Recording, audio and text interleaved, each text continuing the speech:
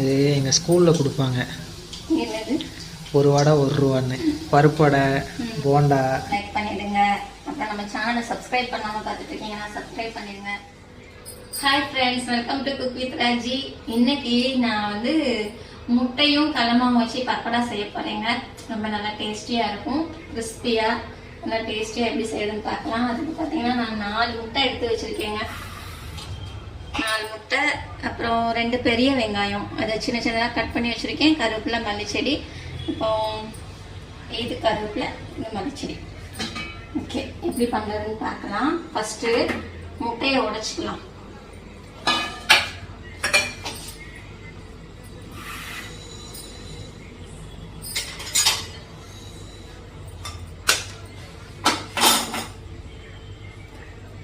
நாலு முட்டை.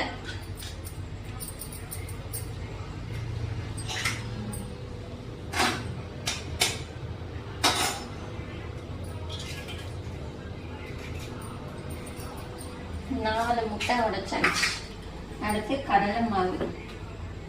முதல்ல இதை நல்லா பீட் பண்ணிக்கலாம்.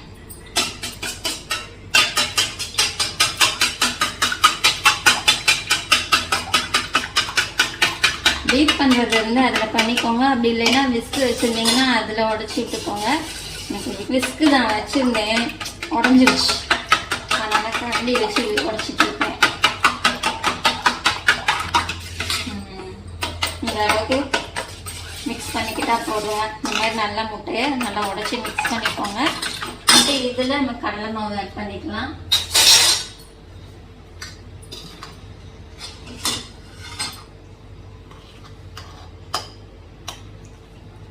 இந்த முட்டைக்கு எவ்வளோ கடலை மாவு தேவையோ அந்த அளவுக்கு கடலை மாவு எடுத்துக்கலாம். நான் ஒரு 2.5 கரண்டி எடுத்துருக்கேங்க. இப்போ இதுல ஒரு அரை கரண்டி அளவுக்கு அரிசி மாவு. அரிசி மாவு எதுக்காகனா நல்லா மொறு மொறுன்னு வர்றதுக்காக. அரிசி மாவு ரொம்ப போட வேண்டாம். ஒரு 2.5 கரண்டி கடலை மாவுன்னா அரை கரண்டி அரிசி மாவு போட்டா போதுங்க. இப்போ இதுல வெங்காயம் சேர்த்துக்கலாம்.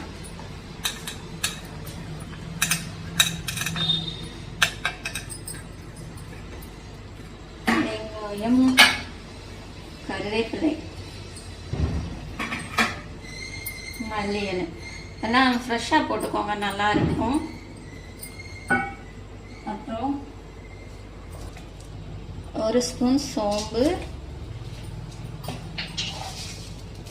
1 ஸ்பூன் சீரகம், அப்புறம் காரத்துக்கு 1 ஸ்பூன் மிளகாத்தூள், கொஞ்சமா பெருங்காயம், ஒரு 1/4 ஸ்பூன் அளவுக்கு பெருங்காயம் எடுத்திருக்கேன்.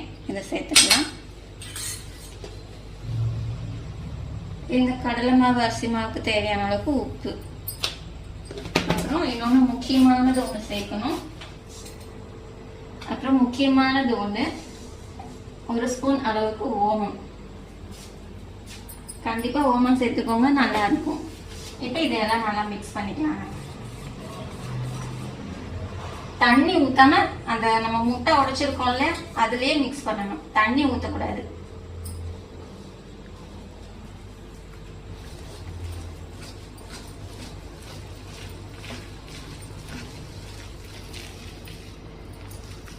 மாவு வந்து இன்னும் கட்டியா இருக்கணும். இது கொஞ்சம் இலக்கமா இருக்கு. ஸோ நம்ம வேணா கடலை மாவு கொஞ்சம் சேர்த்துக்கலாம்.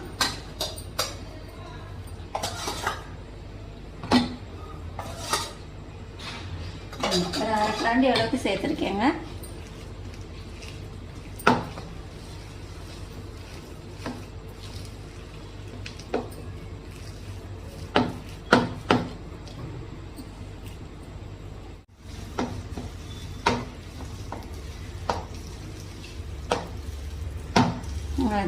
இந்த மாதிரி நம்ம கொஞ்சம் கொஞ்சமா எடுத்து போடுற அளவுக்கு இருந்தா போதும்.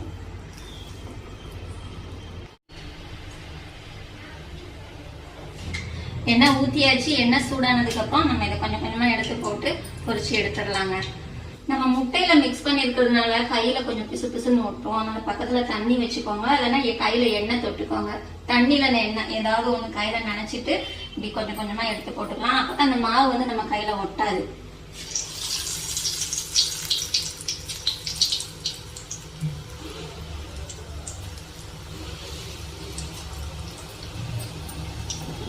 ஸ்டவ் வந்து கொஞ்சம் சிம்லே வச்சுக்கலாம்.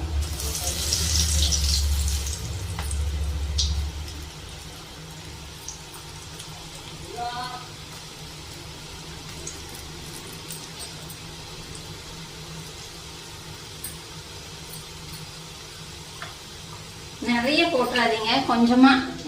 ஏன்னா நம்ம நிறைய போட்டோம்னா ஃபர்ஸ்ட் போட்டது வெந்துடும், ரெண்டாவது லாஸ்ட்ல போடுறது வேகாது. அதனால கொஞ்சமா போட்டுட்டு அப்பப்போ பொரிச்சு எடுத்துருங்க, நல்லா இருக்கும்.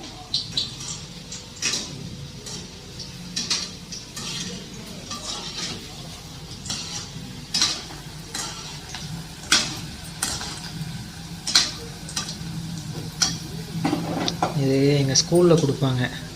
என்னது? ஒரு வடை 1 ரூபான்னு. ஓ, அந்த மாதிரி இருக்கா? ஆமா. பருப்படை, போண்டா இதெல்லாம் ரொம்ப சின்ன சின்னதா போட்டு. இவ்வளவு சின்னதாவா கொடுப்பாங்க? ஆமா, 1 ரூபா. ஆனா நல்லா டேஸ்டா இருக்கும்ல. நார்மல் எப்படி இருக்குமோ அதே டேஸ்ட்ல தான் இருக்கும். 5 ரூபா 10 ரூபா கொடுத்து வாங்குற வடை அதே டேஸ்ட்ல தான் அதுவும் இருக்கும். சைஸ் சின்னதா இருக்கும். சைஸ் சின்னதா இருந்துச்சுன்னா உள்ள நல்லா மொறு மொறுன்னு வேகுங்க. நம்ம பெருசா போட்டோம்னா உள்ள வந்து மாவா இருக்கும், ரொம்ப சாஃப்டா இருக்கும், மேல மட்டும் மொறு மொறுன்னு இருக்கும். இந்த மாதிரி சின்ன குட்டி குட்டியா போட்டா ஃபுல்லா மொறு மொறுன்னு இருக்கும், சாப்பிட நல்லா இருக்கும், டேஸ்டியா இருக்கும். ஸ்டவ் சிம்ல வச்சிருக்கேங்க. எண்ணெய் நல்லா காஞ்சதுக்கு அப்புறம் ஸ்டவ் வந்து குறைச்சி வச்சுக்கலாம்.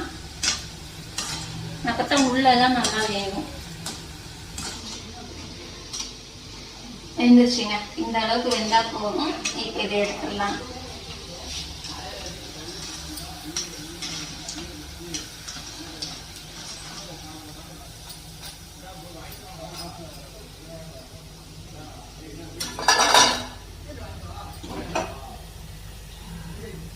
அடுத்து அதே மாதிரி இதையெல்லாம் கொஞ்சம் போட்டுக்கலாம். தண்ணி கையில தண்ணி தொட்டதுனால அந்த சவுண்டு வருது.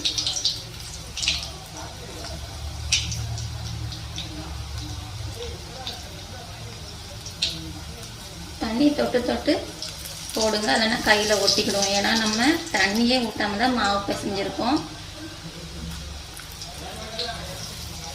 இப்ப வேகட்டும்.